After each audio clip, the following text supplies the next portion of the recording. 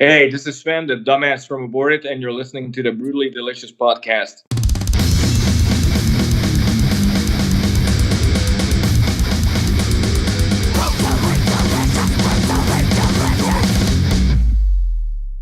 Hey, you're listening to the Brutally Delicious podcast. I am Bruce. And I'm Chris.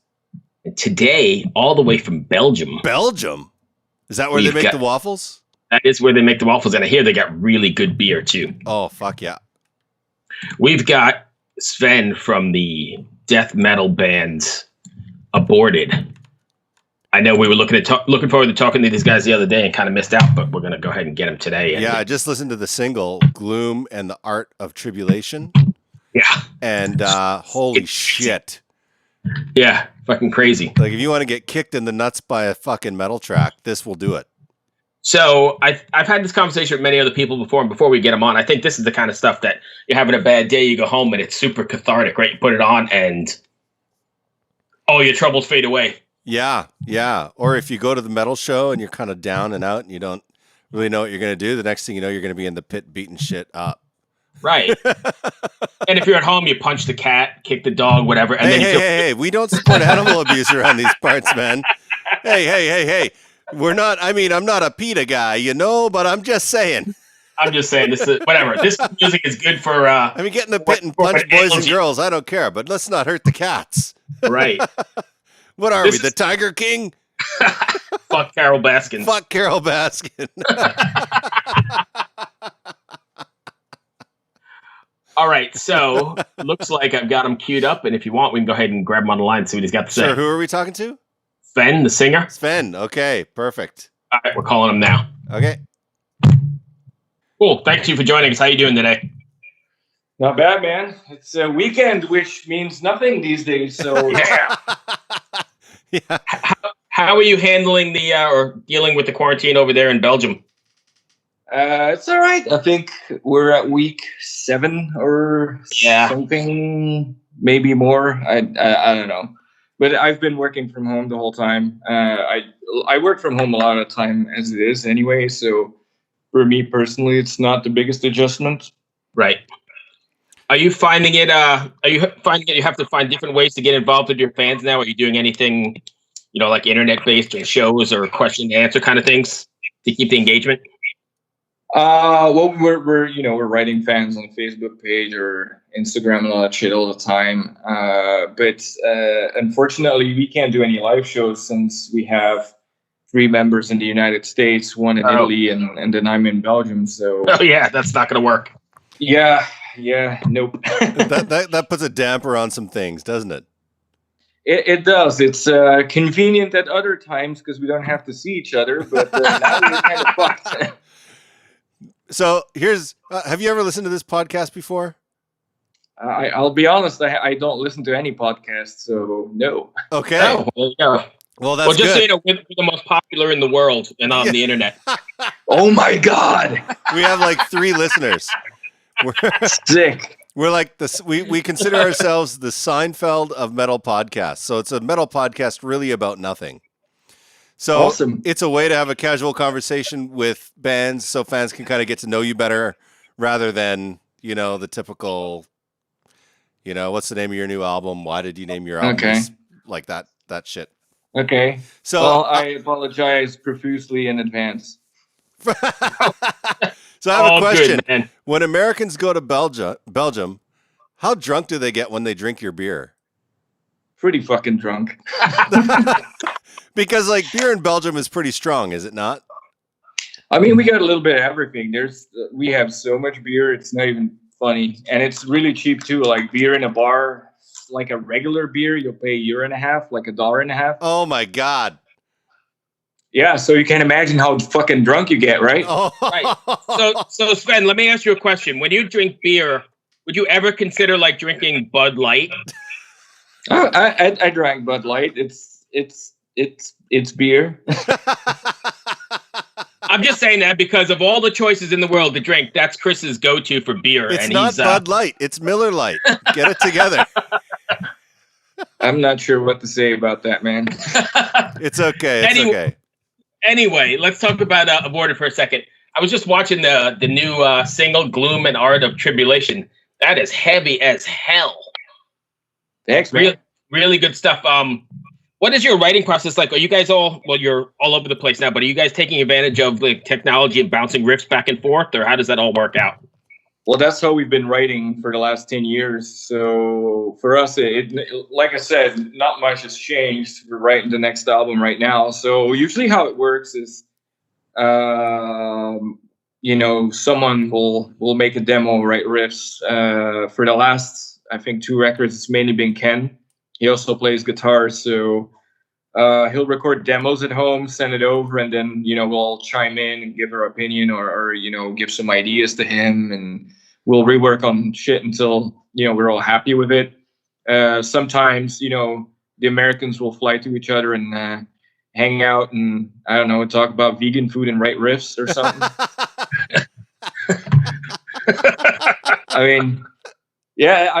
It's cool. They work together a lot more because for them it's a lot less expensive for them to hang out. Like last time when we did Terrorvision, I think Ken flew out to Ian's for a week and they'd be working on songs all day, every day for a week straight. So you get a lot of output from that, which is very productive and cool. And then before we record, usually we all get together, we play the songs as a band, and sometimes we don't we just record them, and then when we go on tour, it's the first time we actually play the songs together, which sometimes is very interesting. When you're writing these songs, they're like very, I don't know what their word is, grotesque and very horror themed kind of stuff, blood drenched. Is there a message though at the bottom of it all that you want fans to take away from after listening to an Aborted record? Oh yeah, usually there is, but I don't like preaching. So it's like there is something in there, and then I just throw the Aborted sauce over it, so it just seems like a brutal death metal song. But a lot of the times there's actually a message in there. The concept of Terrorvision, for example, was threefold. Now I need to remember what the fuck that record was about. It was mainly about manipulation on various levels of media or politics or religion, those kind of things. Well, the new EP has a lot to do with going through depression and dealing with mental illness issues. Gotcha. It got serious all of a sudden, didn't it? No, it's cool. Serious is good.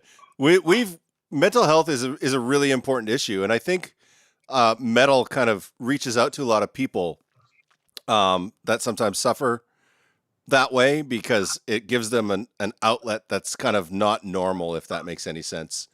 Do you find that when you're meeting people, do you find a lot of fans come up to you and say, this record really helped me get through this time, or? It happens sometimes, not too much, to be honest, which I mean in itself is a positive thing. So because that makes me think that, people are dealing okay. Not that, I think our records are tools of self-help. Not at all. So you're not the Tony Robbins of metal. No, man. Yeah. I don't know. It's always nice when, someone actually bothers to look behind the meaning of things and we can have a discussion about it. That's always cool. But as to what you said, I guess that makes sense in a way. And it's definitely an important issue which often gets disregarded in society in general. And I think with this whole corona and isolation that's going on, that there's going to be a lot more of that coming to surface now. Sure. I absolutely agree. You can actually like, if you go on social media and you read people's posts, you can see it slowly. You can see some people slowly going down that road just from what they're posting or sharing or whatever's going on. So it's never a bad idea to reach out to people.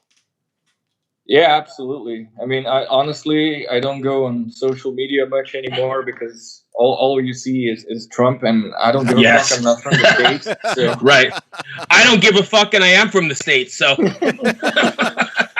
I'm Canadian and I live in the States and I don't give a fuck.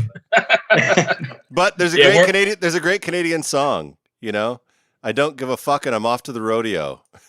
I have no idea what it even means. It actually, the song actually goes, it's 40 below when I don't give a fuck. Got a heater in my truck and I'm off to the rodeo. And I'm sorry.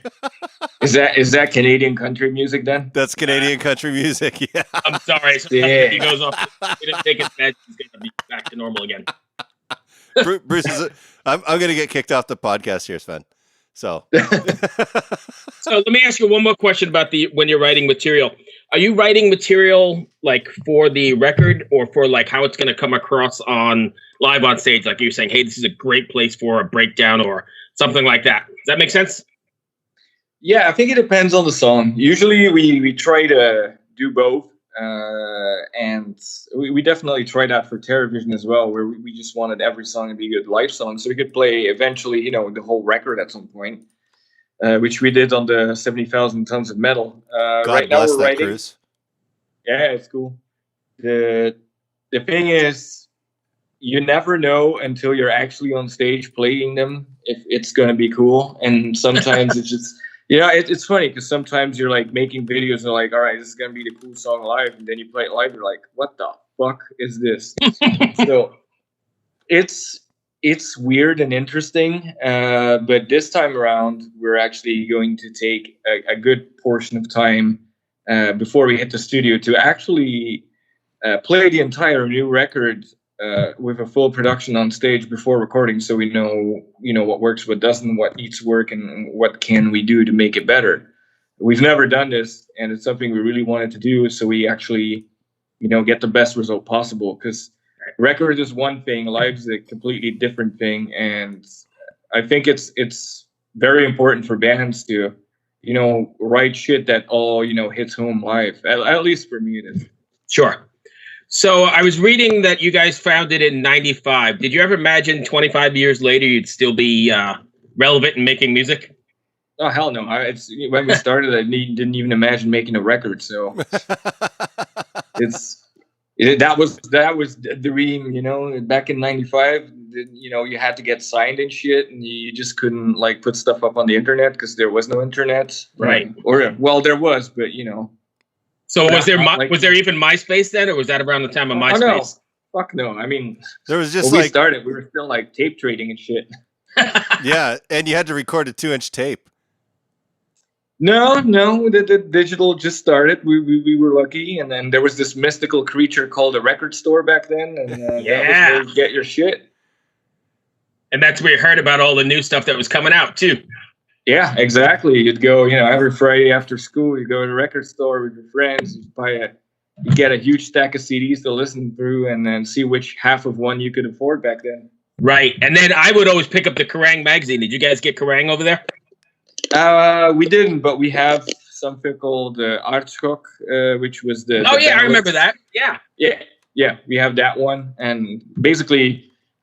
at least back then, you reviews had a lot more importance too, because you don't always get the chance to listen through everything. So that's where you'd still like really pay attention to a review if you're gonna bother checking out a record or not.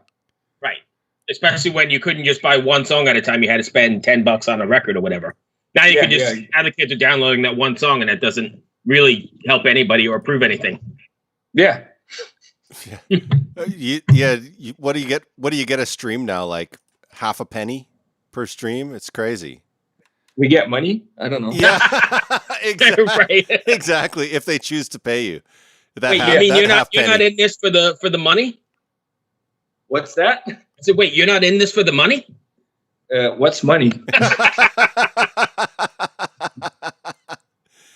Okay. No, I think we do okay, at least to make us pay the bills when we go on tour. But I have a job, so I'm not counting on metal to pay my way through life. But I think that makes it more powerful. I think because when it's not you're not rushing to get a record out or rushing to pay the next bill, then you can take your time and create something that's more powerful. Don't you think? Yeah, I mean, I think it's when you're playing this extreme music, I think it'd be rather silly to expect that it's going to be your only source of income until you're fucking 50 or something, or 60. So, right. I mean, that's just how I see it. Of course, I may be wrong because I'm a dumb fuck doing vocals in a death metal band. But next to that, I think I just look at it as something that I really love doing, and I love this music. I love playing it live. It's a big part of my life, and I wouldn't want my life without it. So it's more about passion and just doing what you like. And honestly, we've done the thing once where we were forced to put out a record to be on a certain tour, and I hated that shit. So we just want to do shit that we enjoy and have fun with each other because we're good friends, and put out music that we like and play shows. That's it. That's awesome. Chris? Well, as a recording engineer on the new single, I couldn't help but notice how fucking tight the vocals are. Like, I don't know how you pulled that off, because I've never heard vocals that tight on this kind of metal before. How did you achieve that? It's rhythm? I don't know. Rhythm. Because that type of vocal you can't tune. So it's obviously you're not tuning it, but it's just so tight, and there's so much texture to it. Did you like triple it, quadruple it, different layers? No, everything's doubled, or at least most of the parts are. Some of them aren't. It's just one voice. But I usually double everything, and we use compression. But that's literally usually the only thing that's on there. Wow. Well, kudos to you, sir. I've recorded. Thank you, sir. I've recorded a lot of screamers, and they've never been able to do that. So I appreciate the talent when I see it. That's for sure. Thank you. Yeah. So we've had screamers obviously on this podcast before, and we even had a lesson from Riley of Allegiant on how to do this kind of thing. But yours is like, I think, light years away from everybody else. Are you tearing up your voice at the end of the day, or how long did it take you to figure that kind of process out? I think it depends. I mean, obviously, if I'm going to be screaming for 5 hours a day for 5 days straight, yes, after 5 days, I'm done. Right. So there needs to be some breaks in there, especially if you're doing it for that many hours a day. I used to, like the old records, I would do the entire record in 1 or 2 days. Oh, wow. And just push through it, and then have the biggest headache ever known to man. But as we have more time now, and as you know, I'm a perfectionist. I want shit to sound the way I want it to sound. The plan now is just we do 2 songs a day, and then the rest of the day we fill up with guitars, bass, whatever. And I just do the 2 songs, and we spread it out over more days, and then you don't have that problem. So what is it like being on tour then? Do you have a certain ritual to keep that voice from going out because you're back to back to back, or how does that work out? Yeah, I mean, doing 1 hour sets, it's not too bad. Okay. It's not like I said, recording for 5 hours or more, that's where you really get fucked. Touring is another beast because it's very physical on many aspects, but what works for me is I just need to make sure I get enough sleep and I drink enough water. Okay. Cool. So you guys just finished 70,000 Tons of Metal, which might be the only heavy metal festival in 2020. True. So you're not wrong. I know. So how does it feel knowing that you might have played one of the only heavy metal festivals of 2020? Honestly, I think there will be some. I hope so. More the smaller ones, probably. They're talking about maybe letting some happen towards the end of the year, like in the fall. Okay. If that'll happen, I don't know. It's very hard to predict now what's going to happen, since it depends if they start reopening shit. If more people get sick again, they might close it down again. I don't know. So I don't want to speculate, but all I know is that this last 70,000 Tons of Metal was awesome, because the first I was there, and it was fantastic. Yeah, it was great. I actually got to enjoy it for once, because the first time we were there, I had a super nasty cold, and I spent the entire cruise on my bed. So, man, Yep. That sucks. Well, last time was fantastic, so I'm happy. How do you find it being on the boat, being surrounded by so many fans all the time? I mean, it's I don't know, not any different than anything. We usually always hang out with people at shows, so I don't care. I don't think there should be too much of a division between bands and fans. I mean, we're all just fucking people listening to brutal metal. So yeah, that's a great attitude. I like that. Okay, I have one unserious question about the cruise. What was your bar tab? It wasn't too bad, actually. I think it was about 200. Oh, wow. Yeah. Holy shit. Every time I go on that boat, I walk out and I'm like, oh my God. How am I even alive right now? The last time I went, my bar tab was $700. Wow. I know people that had way worse. I know people that do like $2,000. Oh my God. Yeah, but I think it helps that we get like $50 from the boats as an artist, and then fans buy you drinks. So that's always cool. There you go. That's awesome. What was that Living one on year? charity, yes. What was that one year? Was it 2016 where what's the name of that folk metal band? And they came out and they brought all their folk gear out and they started playing like folk songs for drinks. Oh yeah, on the pool deck. I don't remember. Saltatio Mortis, I think it was. Saltatio Mortis, that's it, yeah. They were like, we need beer. And they brought all their instruments out and they started playing at the bar on the pool deck. That's sick. That was pretty funny. And they got drunk, though. Trust me, there was shots flying at them left, right, and center. I got to remember that for next time. Out on the pool deck just jamming away. Yeah. Yeah, there we go. Yeah. Anyway, Chris, you got anything else? I don't, man. Thank you so much for joining us today. It's a real pleasure to talk to you, and the new record sounds amazing. Thank you so much, man.